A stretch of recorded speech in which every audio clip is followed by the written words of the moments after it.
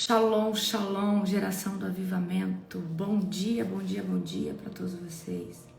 Um dia abençoado, um dia poderoso, um dia extremamente profético para cada um de vocês. Amém? Sejam todos bem-vindos a mais uma madrugada extraordinária para a honra e glória do nosso Senhor Jesus. Eu espero que você tenha sido sacudido nessa oração da madrugada. Uau, que tremendo! Que tempo, né, maravilhoso que é orar na madrugada.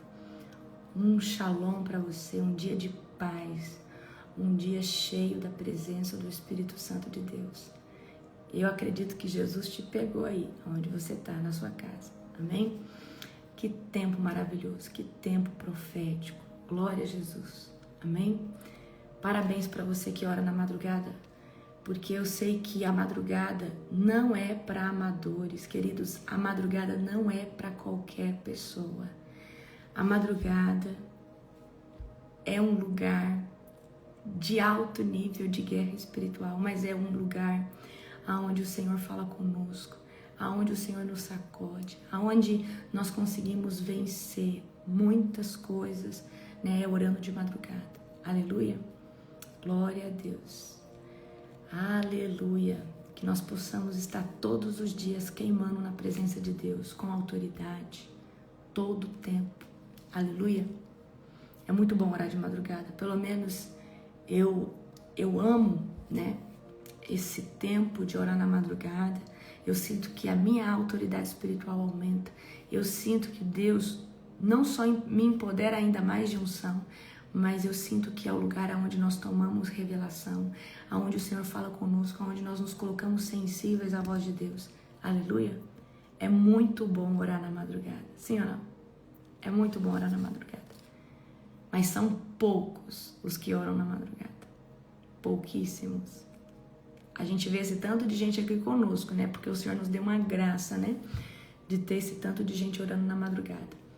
Mas a madrugada, todos os dias, de forma ininterrupta, você fazer uma campanha de 40 dias, de uma semana, é uma coisa. Agora, você permanecer neste local todos os dias não é fácil.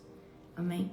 Principalmente com tanta demanda, né, dos dias atuais, né? Tanta demanda, às vezes, da sua empresa, da sua casa, dos seus filhos, da sua família, da sua esposa, do seu marido. Então, parabéns para você que está na madrugada. Você não é uma amador. A madrugada não é para amadores. A madrugada é para pessoas que são firmes, fortes na presença de Deus. São inabaláveis. Amém? A madrugada vai te forjar. A madrugada vai te estabelecer. A madrugada vai fazer que você conquiste. Porque é um lugar sacrificial. A oração da madrugada é o lugar, é o horário onde a gente mais entra com sacrifício, porque é o horário mais difícil de acordar, é o horário que o nosso sono está mais pesado, é o horário onde existe mais batalha espiritual para você não despertar, amém? Porque a oração da madrugada é uma oração de batalha espiritual, de guerra, ok? Glória a Deus. Aleluia. Eu já tenho mais de um ano com a apóstola, meu Deus. E o povo que começou comigo, e o povo que está desde o comecinho, meu Deus do céu. Amém? A nossa vida nunca mais é a mesma, uma vez que você aprende a orar na madrugada. Aleluia. Esse horário é fantástico. Esse horário é sobrenatural. E aí a gente vai vendo que quanto mais a gente é estabelecido nesse ambiente, mais autoridade você tem. Mais autoridade o Senhor te dá para orar. Aí depois você ora em qualquer outro horário, parece que fica mamão com açúcar, sim ou não? Porque é igual fazer academia. Quando você já tem uma performance na academia, quando você já tá bom ali na musculação, você já domina aquilo ali, você vai fazer uma corrida, você vai fazer qualquer outro exercício, você tem resistência. Exatamente na madrugada. A madrugada é onde forja a musculatura do nosso espírito. Com mais precisão, de forma mais cirúrgica. Então a madrugada é onde nós somos mais esticados a nível de batalha e oração de guerra. É o horário mais difícil. Então quem ora na madrugada não tem dificuldade de orar depois, em outros horários, em outras circunstâncias. Aleluia? Glória a Deus. Toda a honra e toda a glória ao Senhor Jesus. Amém? Sejam todos bem-vindos. Amém? Oséias 7, tá? Hoje eu tenho uma live especial para o seu coração. Vamos orar para nós começarmos? Querido Deus e Pai Todo-Poderoso, na autoridade do Teu santo nome, Senhor, nós Te glorificamos por essa madrugada estrondosa, onde o Senhor, Pai, nos encheu, Senhor Deus, o Senhor nos limpou, Pai, o Senhor nos visitou, Pai, que o Senhor continue fazendo assim, Pai, para a sua honra, para a sua glória, Pai, porque nós, Pai, precisamos de Ti. Pai, nós sem Ti, sem a Tua unção, sem a Tua presença, Pai, nós não somos nada. Pai, eu preciso da sua unção até mesmo para pregar, até mesmo para acordar, para orar, Senhor Deus. Assim também é todos os seus filhos, Pai. Então, Senhor Deus, todo tipo de majestade, de honra, de poder e glória é elevada ao Senhor Jesus nessa madrugada. Obrigada, Jesus, por esse devocional. Fala conosco, Pai, de forma poderosa. Fala conosco, Pai, de forma profética aqui hoje. Pai, no nome de Jesus, abra os céus de revelação. Pai, nos faz acessar as bibliotecas de Deus, Pai. Nos faz acessar, Senhor Deus, a Tua biblioteca celestial. Abre, Pai, os céus de revelação, de entendimento. Fala conosco na palavra de Oséias 7. Fala conosco, Pai, no tema que o Senhor, Pai, me instigou para estar trazendo aqui hoje. Em nome de Jesus, amém. Glória a Deus. Aleluia. Amor, você acredita que a hora que eu estava com o olho fechado eu vi essa caneca? Ele trouxe aqui o café, eu não tinha visto. Eu falei assim, ele trouxe na minha caneca. Bonitinha. Aleluia, glória a Deus. Amém? Abra em Oséias, capítulo de número 7. Vocês aceitam um cafezinho sem açúcar? Amém? Ai, gente, que linda essa caneca, pastora Cátia, que me deu. Chiquérrima, né? Ó, linda essa caneca. Vamos ler Oséias 7. Aleluia. Desejo curar Israel, mas seus pecados são grandes demais. Samaria está cheia de mentirosos. Há ladrões do lado de dentro e bandidos do lado de fora. Seu povo não percebe que eu o observo. Está cercado por seus atos pecaminosos e eu vejo todos eles. Ontem eu estava dando uma aula sobre caráter no leadership, né? Novo recrutamento de líderes da Global. Eu estava falando sobre caráter. E eu sempre gosto de enfatizar que Deus, ele nos vê em toda ocasião. E uma pessoa que tem caráter é uma pessoa que age quando ela é pressionada, quando ela está passando por uma circunstância difícil. Ela tem a melhor conduta, ela tem a sua melhor escolha, certo? Então, quando que a gente mostra que tem caráter? Quando ninguém nos vê. Ou quando nós precisamos tomar uma decisão, quando a gente tem que realmente colocar algo como prioridade. E eu quero que você saiba que Deus, ele vê todas as coisas. Deus te vê no oculto, te vê no secreto. A unção atrai multidões, mas o que vai sustentar o teu ministério, o teu chamado, a tua jornada com Deus, é o seu caráter. Queridos, para mim, o caráter é muito mais importante que a unção. Porque tem gente que quer unção, quer transferência de unção, mas mente. Tem inveja do irmão, deseja o mal do outro. Então nós precisamos ter um caráter de Cristo, amém? No 3 agora. Com suas maldades divertem o rei, e os príncipes riem de suas mentiras. São todos adúlteros, sempre ardendo de paixão. São como forno mantido quente. Enquanto o padeiro bate a massa, no dia da festa do rei, os príncipes se embebedam com vinho e dão as mãos aos zombadores. O seu coração é como um forno que arde com intriga, e sua trama queima, e a noite toda e pela manhã irrompe em chamas abrasadoras. Eu estou no 7 agora, Oséias 7:7. Como um forno ardente consome seus líderes, matam seus reis, um após outro, e ninguém clama por mim socorro. O povo de Israel se mistura com outros povos e se torna imprestável como um bolo mal assado. Então Deus está falando aqui sobre misturar o santo com o profano. O meu povo que eu escolhi, que eu me revelei, está sempre se misturando com outro povo, está sempre se corrompendo, está sempre nas rodas dos escarnecedores. O meu povo que eu escolhi, o meu povo que diz que eu sou deles e eles são meus, estão todo o tempo se misturando. Estrangeiros consomem suas forças, mas eles não sabem disso. Seus cabelos ficam brancos, mas eles não se dão conta. Sua arrogância testemunha contra eles, e no entanto não se voltam para o Senhor, seu Deus. Não buscam encontrá-lo. O povo de Israel se tornou como pombas tolas e sem juízos, que primeiro chamam o Egito e depois voam até a Síria para pedir socorro. Enquanto voam de um lado para o outro, lançarei sobre eles minha rede e os derrubarei como uma ave do céu, e os castigarei por todo o mal que fizeram. Que aflição espera os que me abandonaram? Que morram, pois se rebelaram contra mim. Eu desejava resgatá-los, mas contaram mentiras ao meu respeito. Não clamam a mim de coração sincero. Em vez disso, gemem angustiados em suas camas. Então aqui Deus está dizendo de líderes e pessoas que clamam a Ele, mas não é de coração sincero, não é de coração genuíno, é quando estão na aflição, mas não, isso não significa que eles estão arrependidos. Cortam-se ritualmente e suplicam por trigo e vinho novo, mas de mim se afastam. Eu os instruí e os fortaleci, mas agora tramam mal contra mim. Olham para toda parte, menos para o Altíssimo. São inúteis como um arco defeituoso.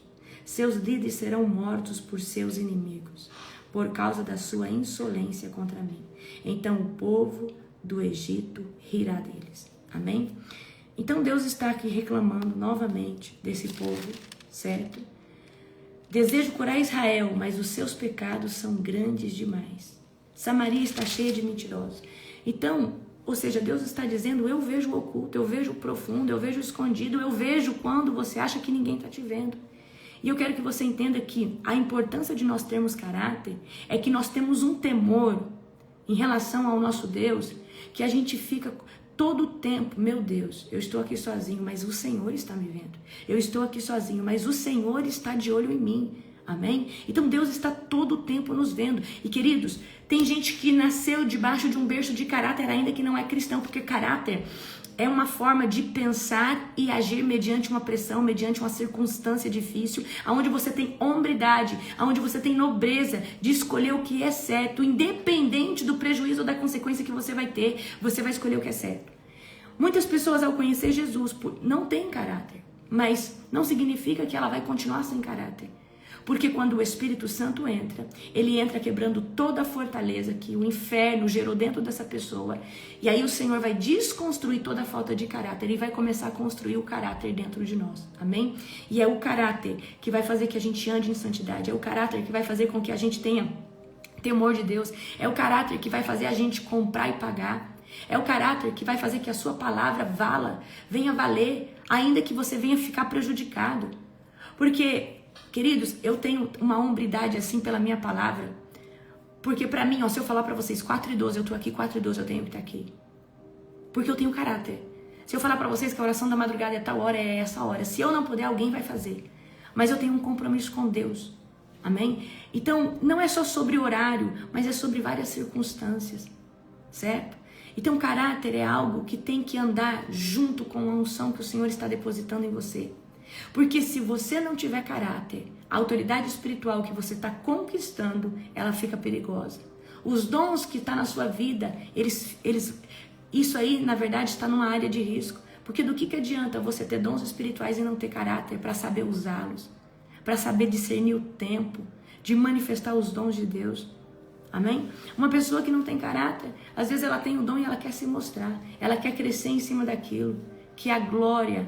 a honra tem que ser somente de Deus. Amém? Então, Deus está aqui trazendo, né? Esse povo busca socorro, mas não se arrepende. Eles me chamam, mas não é genuíno. O coração deles está longe. Então, eu quero que você entenda que unção atrai multidões, mas somente o caráter vai sustentar o seu ministério. Somente o caráter vai sustentar aquilo que você carrega. Somente o caráter vai fazer você abraçar a promessa. Esses dias eu dei uma pregação para os membros sobre o Vale de Jaboque. no Vale de Jaboque que o Senhor vai forjar o seu caráter. É no Vale de Jaboque que o Senhor tem que dizer quem você é. Jacó era trapaceiro, Jacó era enganador. E ele só consegue viver as bênçãos dele, ele só consegue se tornar Israel, ele só consegue se tornar o pai das 12 tribos de Israel quando ele se torna Israel. Amém? Então, se você não permitir Deus te tratar, porque, queridos, é só no deserto, é só no Vale de Jaboque que Deus tem como tratar você. Porque ali ele vai falar quem é você. E você precisa dizer quem você é. Você precisa dizer o que você carrega, mesmo que seja algo contraditório à promessa. Mas é nesse dia que você tem a oportunidade de Deus não só mudar o seu nome para o seu destino profético, mas é ali que você tem a oportunidade de Deus te restaurar completamente. Amém? Então a gente vê que Deus, ele vê todas as coisas. E Deus se ira, querido, com pessoas que andam misturando o santo com o profano. Não mistura o santo com o profano. Não mistura santidade, não mistura aquilo que você está conquistando com Deus. Ou seja, não empresta o seu ouvido para escutar coisas que vão te corromper. Não empresta os seus olhos para ver coisas que vão, talvez, machucar o seu coração, gerar comparação. Se você é uma pessoa que vive se comparando, então arranque os olhos como? Sai desse lugar de visão aonde você está se comparando. Se concentra na sua identidade. E esses dias eu estava conversando, não sei se foi com o apóstolo, com alguém, sobre a importância de nós termos entendimento de quem nós somos. Isso chama, autoconsciência. A gente precisa ter autoconsciência de quem nós somos. Como que eu reajo a essa circunstância? Eu preciso me conhecer, eu preciso me entender, eu preciso saber por que eu, muitas vezes, eu estou, agindo ou reagindo a certas circunstâncias. Por que eu sou assim? Por que eu reajo dessa forma? Então eu preciso buscar me conhecer, buscar me entender o que me fez ser assim e como eu posso mudar esse meu jeito. Então o autoconhecimento é muito importante. Por que eu sou tão rude com palavras quando alguém me pergunta algo sobre essa área? Então, identidade. Identidade é quando você entende quem é, entende para o que foi criado. Ontem eu até falei na aula, Esther, querido.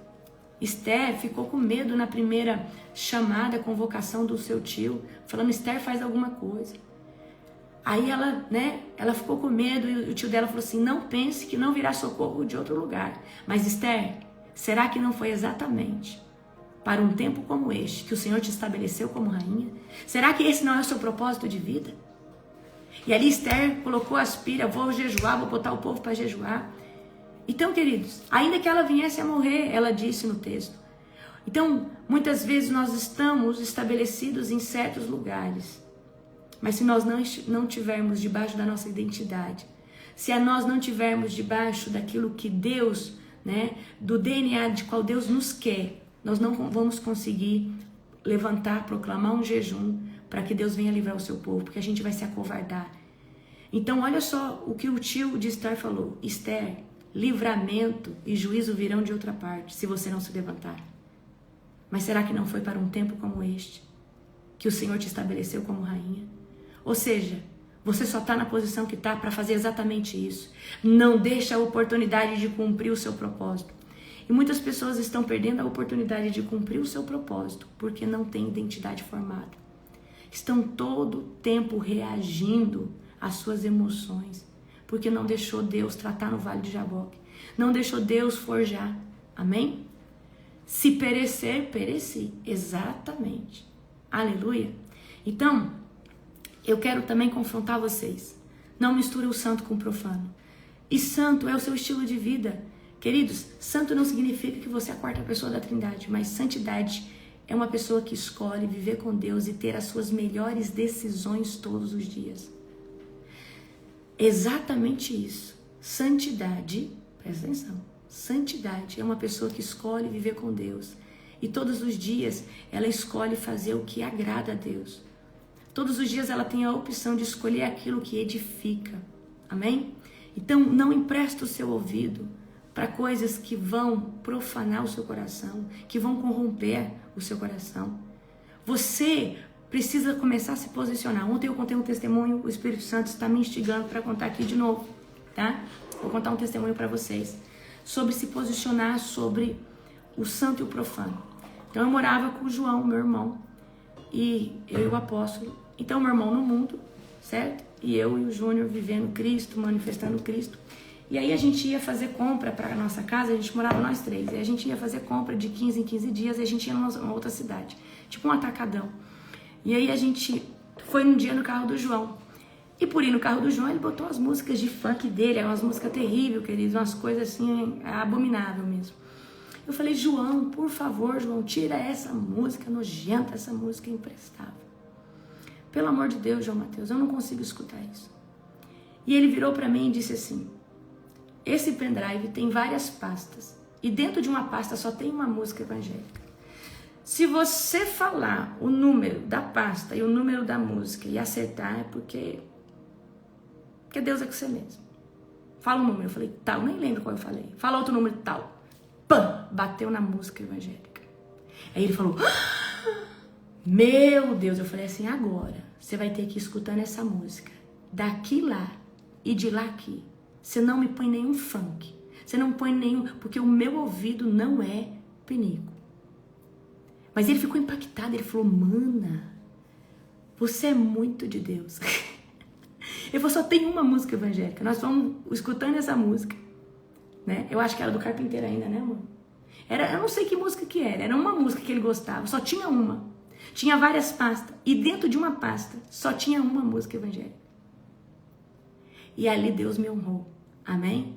Como que Deus fez isso eu não sei, mas eu sei que por causa do meu posicionamento, Deus trouxe alívio, Deus trouxe revelação, Deus trouxe, falou assim, filha, vou mostrar que eu sou contigo, vou te dar aqui a palavra de conhecimento, de qual é a pasta, de qual é o número da música, porque você se posicionou e disse que o seu ouvido não seria emprestado para isso. Então, eu tenho várias experiências muito loucas com Deus. Então, pois por que Deus fez isso? Porque eu fui como Daniel, falei, não me submeto a essa música, não vou escutar isso daí. Coloca uma música cristã. E fiquei enchendo o saco dele, falou, mana, só tem uma pasta, só tem uma música. E vamos ver se Jesus é com você. A Jéssica, querida, falou que arrepiou. Quando você se arrepia com testemunho, é porque, querido, Jesus está testificando. Amém? Glória a Jesus. Então, eu vivia com meu irmão, e meu pai tinha, e a casa não era a gente que pagava a despesa, então meu pai pagava a despesa da nossa casa, pagava tudo, a empresa, né? Então a casa era do João também, então eu consagrava, o João desconsagrava, eu consagrava, o João desconsagrava. Aí um dia, o João fazia as festas dele lá na área de churrasco, e eu ia lá depois, consagrava, quebrava, enfim, era assim, era uma guerra. Aí um dia, o João chegou em casa.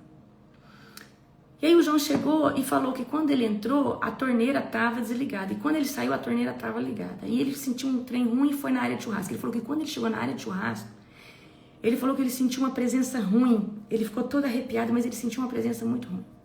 E ele mandou, mana, vem aqui na churrasqueira, deve ter algum demônio aqui. E de fato tinha. Aí na hora eu falei, ai, o João Mateus tá doido. Aí o Espírito Santo falou, levanta porque tem. Pega o teu óleo e vai lá. Queridos, quando eu cheguei lá, na churrasqueira, a hora que eu pisei, lembra, amor? Eu e o Júnior pisamos. Tinha uma presença maligna. Não tem um balcão do lado onde faz o churrasco? Tinha uma presença maligna ali.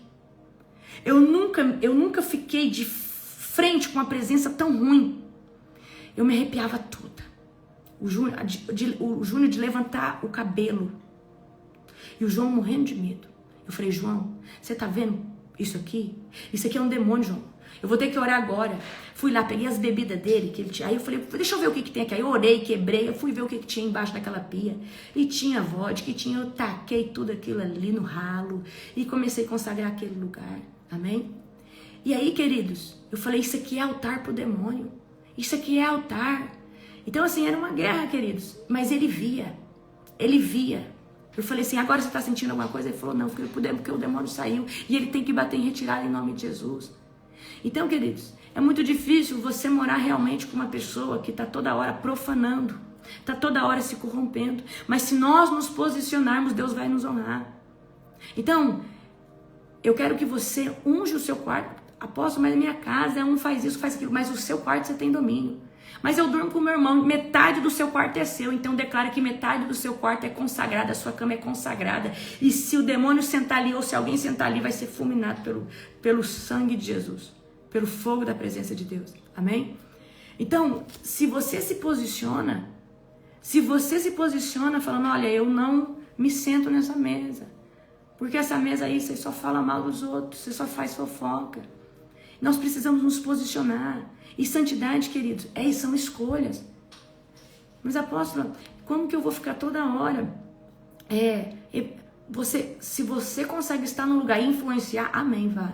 Mas se você vai num lugar e você é influenciado, cuidado. Porque água mole em pedra dura, tanto bate até que fura e começa a influenciar. Amém? Então a chave é você se posicionar. Amém? Então eu vivi muitas experiências com o João. Então o João viu Deus. O João viu Deus. João viu a manifestação de Deus. Aleluia. Glória a Deus. Bendito é o nome do Senhor. Queridos, eu quero trazer hoje, até vocês falaram aqui, eu acho que quem falou isso aqui está conectado comigo, hein? Deixa eu achar aqui. Abram comigo Mateus 7,6. Quem já escutou falar sobre pérola aos porcos? Que alguém falou aqui hoje, né? Não deem aos cães o que é sagrado. Mateus 7,6. Acharam? Mateus 7,6. Mateus capítulo 7, verso 6. Que diz assim: não deem aos cães o que é sagrado. Quando a Bíblia fala de cães, está falando de pessoas que estão vivendo debaixo de uma perversidade, pessoas que estão vivendo do jeito que elas querem.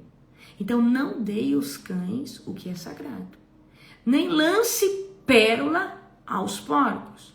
Caso contrário, estes as pisarão e voltando-se os despedaçarão. Amém? Então aqui, dentro de uma conjuntura profética, o que são as pérolas aos porcos?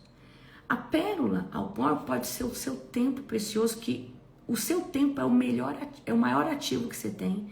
A pérola aos porcos são as revelações, as verdades espirituais profundas, que às vezes você entrega para quem é carnal e quem desdenha, não acredita naquilo, acha que você está inventando aquelas coisas.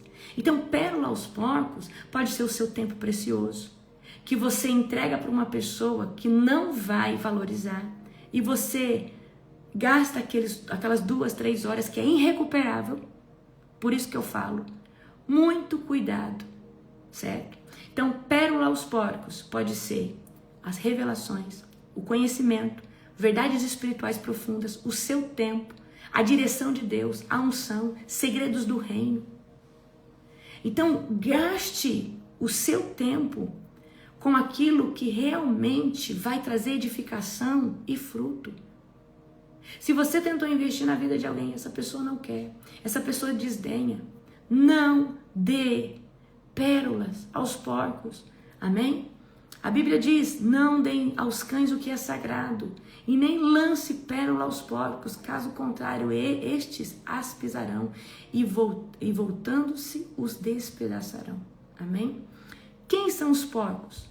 São pessoas sem temor, pessoas que não têm fome espiritual, pessoas que não sabem discernir o que é santo, pessoas que tratam aquilo que é sagrado como algo comum, como algo corriqueiro.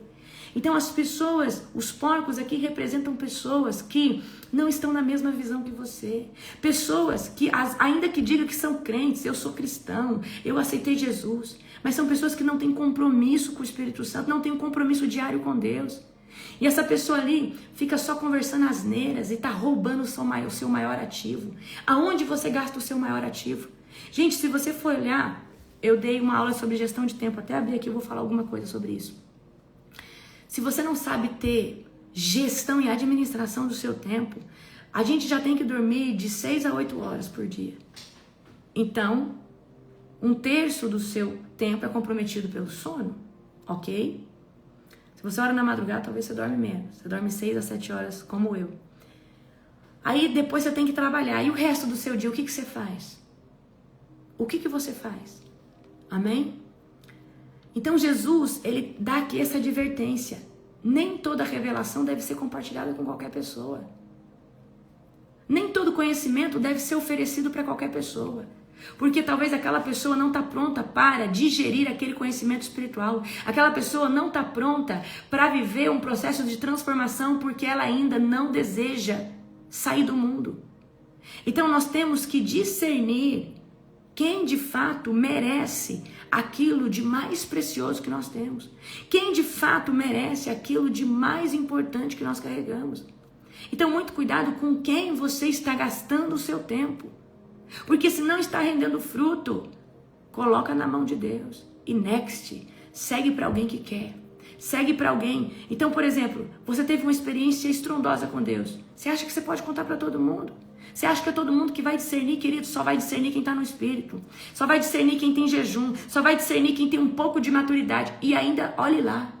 Amém? Então, quando você entrega algo que é santo a quem não honra, isso é pisado. E pode voltar contra você em forma de ataque, escárnio, perseguição. Você foi lá, dividiu uma experiência.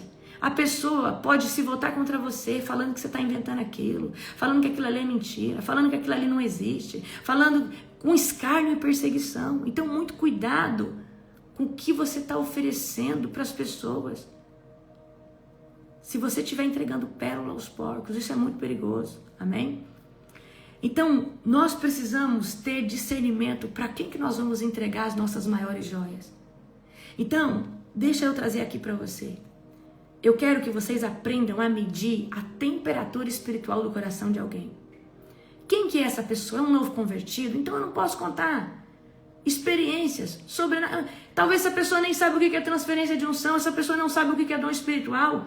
Vamos contar um testemunho mais tranquilo, mas que toca essa pessoa.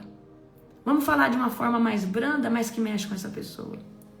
Agora, para quem está se alimentando de picanha espiritual, essa pessoa está preparada. Então, queridos, muitas vezes essa pessoa não é nem um cão, vamos dizer assim, que está ali no lamaçal do pecado, mas é uma pessoa que ainda não tem discernimento, é um bebê espiritual.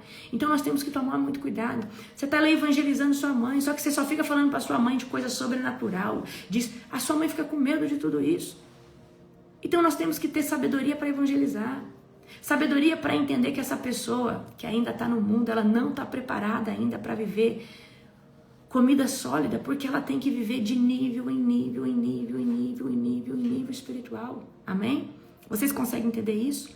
Então não dê aquilo que é sagrado, não dê aquilo que é conhecimento genuíno para qualquer pessoa, para qualquer lugar. Gaste, eu quero que você pense assim, a sua melhor moeda é o tempo.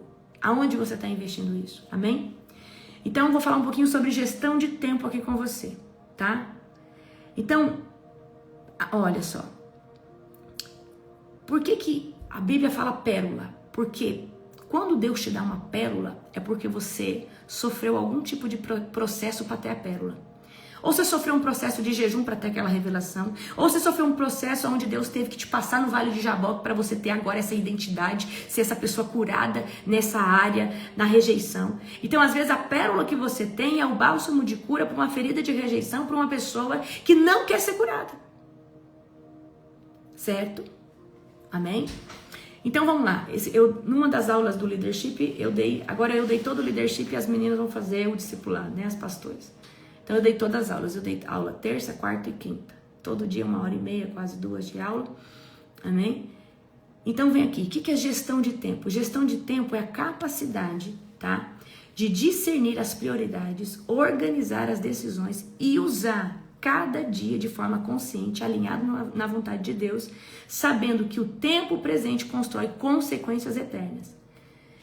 E Deus me deu uma palavra no meu jejum de Esther, certo? Sobre tempo, antecipação. Quem antecipa, governa. E o Senhor falava assim para mim, Larissa, quando você estiver terminando o mês de janeiro, você precisa estar com maio, até maio pronto. Você precisa ter a estratégia, a visão até maio. Você precisa estar de 3 a 4 meses à frente do seu tempo. Você está vivendo janeiro, mas você precisa estar em maio, profeticamente entendendo o que vai ser feito ali. o que eu quero que se faça ali, preparando as coisas para que quando chegar em maio, as coisas, quando você estiver vivendo maio, você precisa estar em novembro, em outubro, e o Senhor falava, para que você viva a expansão, a qual eu te prometi, você precisa estar adiantada no tempo, você precisa estar antecipada no tempo, você precisa, exatamente como o apóstolo colocou, você precisa viver de planejamento, amém? Então, abra comigo agora, você que pode, em Efésios 5,15, que diz assim, Efésios capítulo 5, versículo 15. Portanto, tenham cuidado com a maneira como vocês vivem, e vivam, não como tolos, mas como sábios, aproveitando bem o tempo, porque os dias são maus, ou seja, os dias são difíceis. Então já é difícil de administrar o nosso tempo, porque nós temos dias difíceis. Por esta razão, não sejam insensatos, não sejam tolos, mas procurem compreender qual é a vontade do Senhor. Então, queridos, quem não está fazendo a vontade do Senhor está perdendo o seu tempo com coisas desse mundo, improdutivo, sem se conhecer, vivendo de ferida em ferida, certo? Quem não vive com o Senhor está perdendo muito tempo. Aí quando essa pessoa se converte, que Deus começa a ativar a identidade, fala, meu Deus, quanto tempo eu perdi. Só que o nosso Deus, ele acelera o tempo. Mas o fato dele acelerar o tempo, que é o Kairos, eu vou dar um exemplo para vocês. Vocês falam assim, apóstolo, eu estou com a senhora há 1 ano, há 6 meses, eu estou vivendo algo sobrenatural que eu não vivi em 20 anos. Mas por que você está vivendo tantas coisas ao mesmo tempo? Porque você se posicionou e foi intencional. E Deus acelerou um Kairos dentro de outro, certo?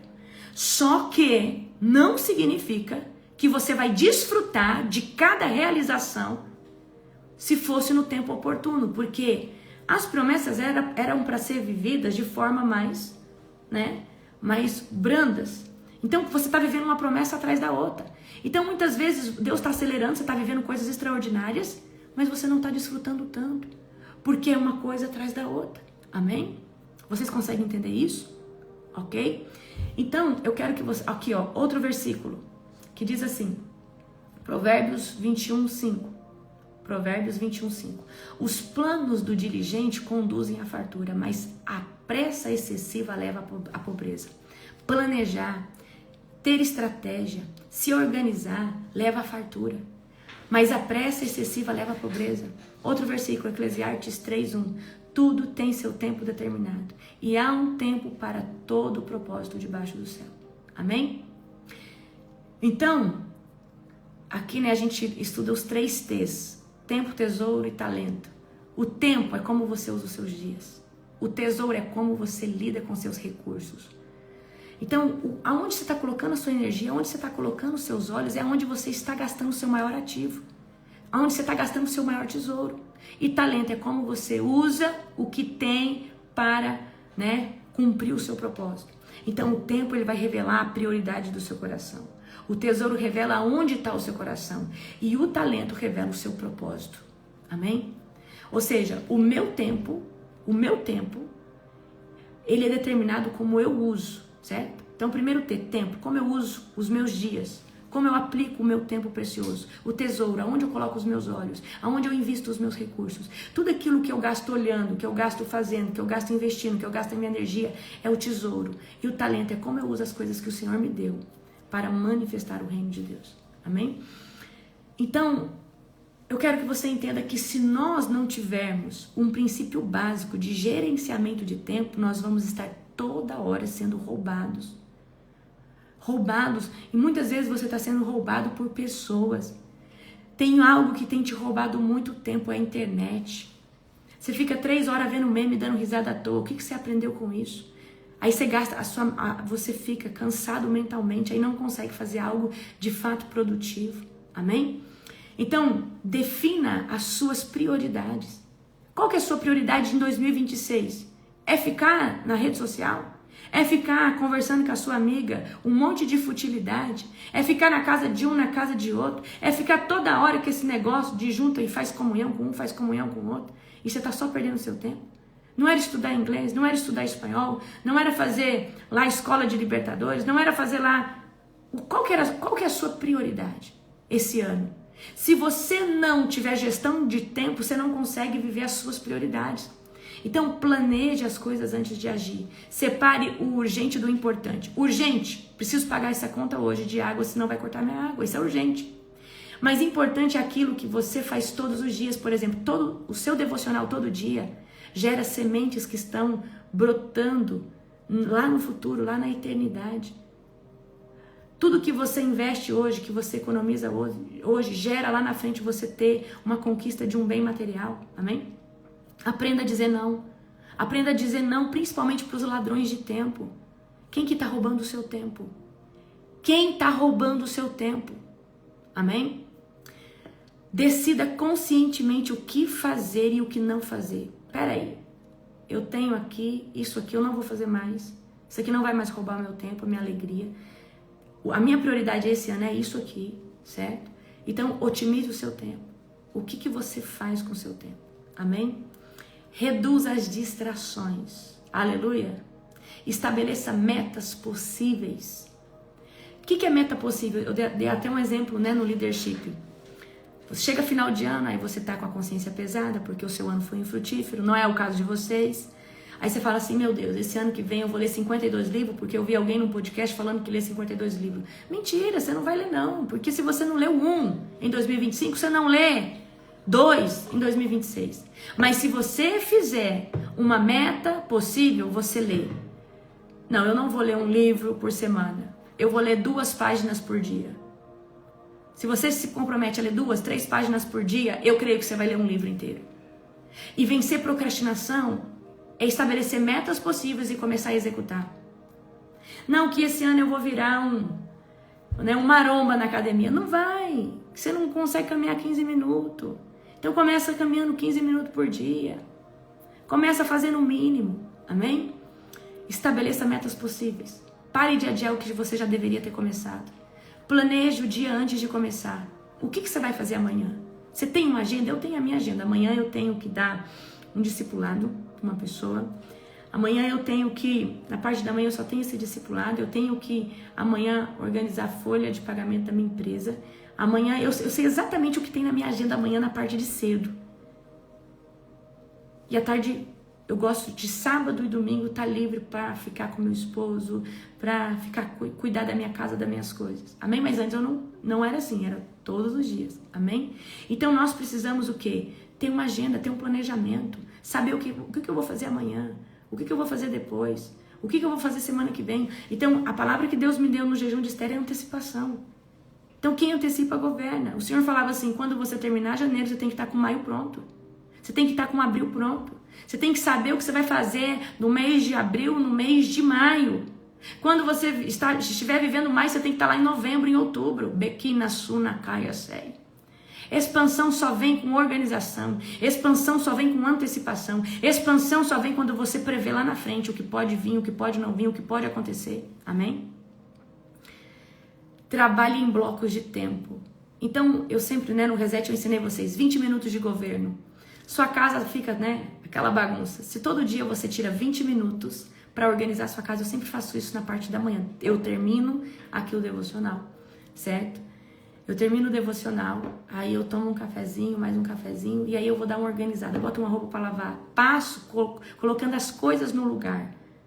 Você não precisa limpar sua casa todo dia, mas o fato de você organizar no dia que você vai limpar, ou no dia que vem lá a sua funcionária para limpar, já está com meio caminho andado, certo? Trabalhe em blocos de tempo. Divida o seu tempo, amém? Finalize tarefas antes de iniciar outras. Então, às vezes você quer fazer 3, 4 coisas ao mesmo tempo, acaba que deixa tudo pela metade. Dê prioridade àquilo que é mais difícil. O nosso cérebro tem uma dificuldade de começar algo que, às vezes, ao nosso entendimento é difícil. Então, comece pelo difícil, porque depois o fácil você domina. Você faz, às vezes de forma até mecânica. Dê prioridade ao mais difícil primeiro. Tem horários fixos para o essencial. O que é o essencial na sua vida? Essencial na minha vida é orar na madrugada, é fazer o devocional com vocês, é ter o meu momento de devocional. O essencial na minha vida é atender o meu esposo, dar atenção para o meu esposo, dar atenção para a minha casa, dar atenção às demandas do ministério. Mas crucial, o que é mais essencial para mim é o meu relacionamento com Deus e a atenção que eu tenho que dar para o meu marido, porque isso exige de mim uma atenção prioritária. Deus, o meu esposo, a minha casa, depois vem as demais coisas. Amém? Então, o que é essencial para você? Então, o que é essencial para você, você não negocia. É um tempo fixo. É um tempo que está fixo. Então, revise sua semana e ajuste. Então, vamos supor que você mudou de agenda, você viajou, mantenha o que é essencial para você. Talvez você não consiga dar 1 hora para Deus, mas se você dá os seus 5 minutos de oração, você lê a Bíblia ali rapidinho, você tem um tempinho com Deus. Não é porque você está viajando que vai te impedir de ter um devocional com Deus. Amém? Revise a sua semana e ajuste. Amém? Revise. Então, olha, eu vou dar uma dica aqui, principalmente para as mães, né? A Jéssica tá aqui, é uma filha espiritual, acabou de ganhar bebê, então eu imagino, né, ela, e quem tem criança, a pastora Ed tem 3 crianças dentro de casa, e às vezes a gente fica se cobrando, nossa, mas eu não fiz nada, não consegui fazer nada, mas essa mãe não viu que atendeu os filhos, arrumou o pai pra escola, arrumou a casa, fez comida, quanta coisa você não fez, e eu quero que vocês entendam que há tempo para tudo. Então isso é uma fase, e às vezes, muitas vezes você se cobra de estar fazendo coisas a nível ministerial, a nível espiritual, que agora não é o tempo de fazer, mas dê o seu mínimo para Deus. E queridos, existe uma maneira de nós adorarmos o Senhor, cuidando da nossa família, cuidando do nosso esposo, cuidando da nossa esposa, cuidando dos nossos filhos, amém? Então não se cobre. Então olha o que você vai fazer, você vai pegar o bloco de nota, e vai colocar tarefas que você executou, para você entender, e vai colocar lá, eu gosto de colocar aquele sticker verdinho. Ah, eu coloquei roupa para lavar. Ah, eu dobrei a roupa. Ah, eu fiz almoço. Coloca lá, para você ter noção do quanto você fez. Porque às vezes você está se cobrando de tarefas extraordinárias que ainda não é o tempo. Mas às vezes, se você se organizar, você consegue fazer um pouquinho todo dia. Talvez não vai conseguir render porque tem outras prioridades te chamando. Amém? Então, o que eu quero que você entenda? Que às vezes o que você acha por achar que não está fazendo nada, mas você fez um monte de coisa o dia inteiro. Você adiantou, você fez um pagamento, você fez isso, você fez aquilo. Então, às vezes, você não conseguiu ler o Mateus todo que você tinha programado para fazer amanhã. Amanhã eu vou ler todo o livro de Mateus. Amanhã eu vou começar a ler um livro. Amanhã eu quero ler 30 páginas. Talvez você conseguiu ler uma. E se você conseguiu ler uma, amém. Então, eu quero que você trabalhe com a lei do mínimo. Então, estabeleça as tarefas e trabalhe com a lei do mínimo. Porque às vezes você é perfeccionista, você tem que ler 20 páginas por dia. Se você ler uma, você já avançou na leitura. Amém? E se você está numa fase igual as meninas aqui, tem criança, está com um bebezinho novo, ou, enfim, é fase. Há um tempo estabelecido para todas as coisas. Amém? Então não se cobre de achar que não está fazendo nada. Está fazendo. Amém? Certo? Glória a Jesus. Então, o que te impede bem de gerir o seu tempo? O que te impede de gerir o seu tempo? E aí eu trouxe aqui, né? O perfeccionista, ele foca nos detalhes. E aí ele trava porque ele tem medo de entregar aquilo que ele tem. Ele acha que não tá bom, aí ele desmancha aquilo. Ele acha que não é suficiente. Não é suficiente. Então, qual que é a solução pro perfeccionista? Gente, ser perfeccionista não é bom. Qual que é a solução? Defina o limite de tempo e avance com aquilo que não... E avance sem estar perfeito, porque o que para você não é perfeito, pro fulano é excelente. Porque, na verdade, o perfeccionista, ele tem uma autocobrança, ele tem uma autocrítica muito grande sobre ele. O sonhador, quem que é o sonhador? Ele planeja começar a academia segunda-feira, ele planeja começar a ler um livro por semana, só que as metas que ele faz são metas impossíveis, porque ele é um procrastinador e ele nunca começou a fazer nada. Então o sonhador, ele planeja, mas ele não executa. Ele planeja ou ele executa muito pouco. E queridos, você sabe que dia que você deixa de ser sonhador? O dia que você coloca o pé no primeiro degrau do sonho. Ah, o meu sonho é ler um livro por semana. O dia que você lê uma página por dia, você já pisou no degrau para um dia você estar lendo um livro por semana. Exatamente.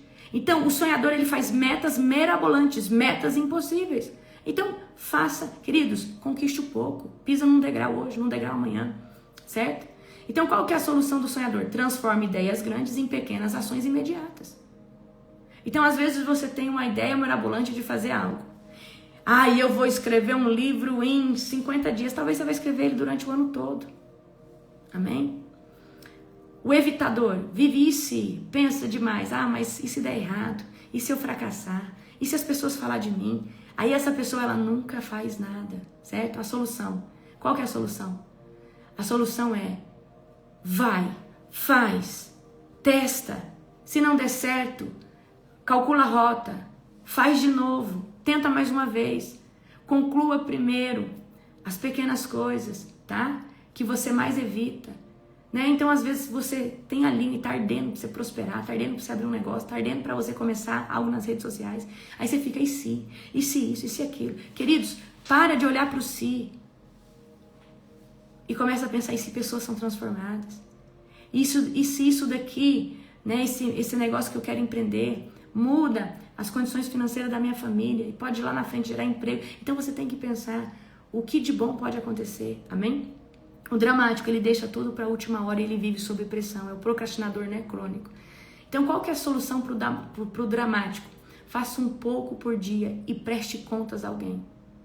Faça um pouco por dia. Então eu gosto muito de prestar contas assim, olha, eu vou fazer tal coisa, porque eu tenho uma honra sobre a minha palavra, então se eu falar que eu vou fazer, eu tenho que fazer. Porque eu não quero ser cobrada. Eu abomino ser cobrada de algo que eu falei que eu vou fazer. Então, se eu falo, eu vou fazer agora, vai começar isso e aquilo, nananã. Então, fale o que você vai fazer para você se posicionar. Amém? Vou dar um exemplo. Se você não fala para ninguém que você está jejuando e você começa o jejum fica difícil, o diabo vem e fala, sai do jejum, ninguém sabe que você está jejuando. Agora, quando você fala que você está jejuando, existe uma coisa de você não querer falar que fracassou. Existe aquela coisa de você não querer falar que desistiu, sim ou não? Então, quando você vai fazer algo para Deus, principalmente, eu vou jejuar 50 dias. Fale, olha, eu vou fazer um jejum de 50 dias. Amém? E aí você fala, não, eu já falei, o que as pessoas vão pensar de mim? Certo? Então, falar nos traz esse impacto de querer sustentar a palavra, certo? Então, qual que é a solução para o dramático? Para o dramático, que deixa tudo para a última hora. Faça um pouco por dia e preste contas a alguém. O ocupado, sempre cheio de tarefa, mas pouco resultado. Tem gente que está ocupado demais e esses ocupados, se você for colocar na balança, são ocupados de gente que está sugando as suas emoções. Então você está ali ocupado que você tem que atender o WhatsApp, porque senão o fulano fica chateado. Você está ocupado porque você tem que ir lá na casa do fulano, porque o seu amigo, se você não for lá, ele acha ruim. Você está ocupado toda hora pensando o que o fulano está pensando de você. Aí eu não contei isso pro fulano. E aí às vezes você está ocupado já com as demandas do dia, demanda de filho, demanda de não sei o quê, demanda de gente. Queridos, deixa só o que é realmente importante para você. Deixa só o que realmente é importante na sua vida. Amém? O ocupado cheio de tarefa, mas pouco resultado. Por quê? Queridos, não adianta você querer fazer 3, 4 coisas toda hora ao mesmo tempo. Você não vai fazer. Então, é uma tarefa de cada vez. É executar uma coisa de cada vez. Amém? Qual que é a solução para o ocupado? Aprenda a dizer não para aquilo que é infrutífero. Aprenda a dizer não para aquilo que está roubando o seu tempo. E foque no que realmente é a sua responsabilidade. Foque o que realmente vai te dar fruto lá na eternidade. Foque realmente naquilo que gera resultado. Amém? Na sua vida, na sua casa. Então, gestão de tempo é uma chave preciosa. Apóstolo, como a senhora faz gestão de tempo? Eu tenho uma agenda que eu mesma faço. Eu gosto de fazer minha agenda. Eu gosto de dividir horário de meia e meia hora. Então eu coloco lá segunda, terça, quarta, quinta. Essa segunda é dia tanto, né? Mês de tal, eu boto uma cor e eu coloco lá. Então o que eu tenho fixo todo dia? Oração da madrugada. O devocional é fixo. Horário do almoço é fixo, certo? E aí, as demais coisas eu posso fazer. O meu devocional eu posso fazer de tarde, o meu devocional eu posso fazer de manhã, certo? Então eu posso, né, ali, só que eu sei que depois das 7, se eu não tiver culto na Global, eu tenho que dormir. Porque a minha rotina, eu não volto a dormir depois do devocional aqui. Eu não volto, eu fico ligada, certo? Só quando eu tô muito, muito cansada, certo?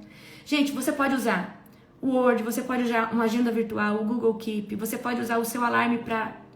Então, como que você organiza o seu dia? Como que você organiza as suas coisas? Como que você organiza? Como que você organiza? Então, você vive só um dia de cada vez. Se você vive um dia de cada vez, você não está construindo nada.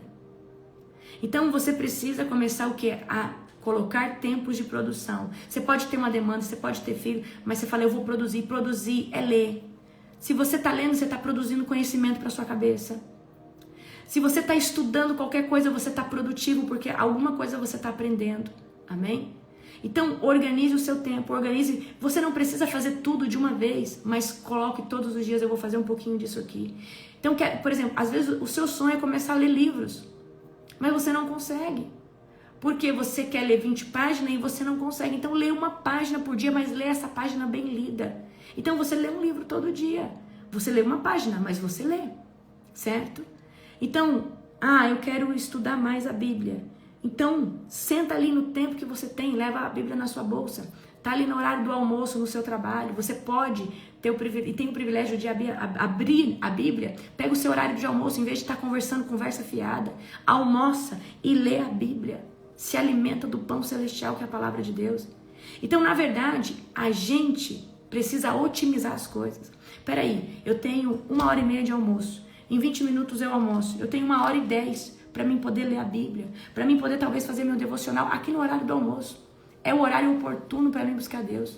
Eu posso sentar aqui, eu tenho um escritório dentro do meu trabalho. Eu posso me fechar aqui, eu posso ficar aqui. Ou você vai para sua casa. Amém? Se essa é a sua realidade. Se não é a sua realidade, busque o momento oportuno. Ok? Então, queridos, era disso que eu queria trazer para vocês hoje. Eu quero te confrontar a organizar a sua agenda. O que você vai fazer amanhã? O que você vai fazer domingo? O que você vai fazer segunda, terça, quarta, quinta, sexta da semana que vem? Qual que é o seu projeto para janeiro? Qual que é para o fim de janeiro? O que tem no seu coração para viver fevereiro? O que tem no seu coração para viver março? O que tem no seu coração para viver abril? Começa a planejar. Amém? Metas, estratégia. E Deus falava para mim, a chave do governo é a antecipação. Você precisa, Larissa, estar à frente do seu tempo, de 4 a 6 meses. Você precisa estar à frente do seu tempo. E estar à frente do meu tempo é estar com planejamento, estar com estratégia, estar olhando e entendendo o que acontece naquele mês para mim poder adiantar o máximo que eu puder. Eu preciso adiantar o máximo que eu puder para esses meses. Amém? Certo? Glória a Jesus. Bendito é o nome do Senhor. Amém? Queridos, um beijo no seu coração, um dia estrondoso, um dia abençoado, um dia sobrenatural. Eu quero declarar que você, a partir de hoje, vai ser um ótimo gestor de tempo. E Deus vai trazer coisas, estratégias para você conseguir aplicar o seu tempo. Amém? Beijo, amo vocês.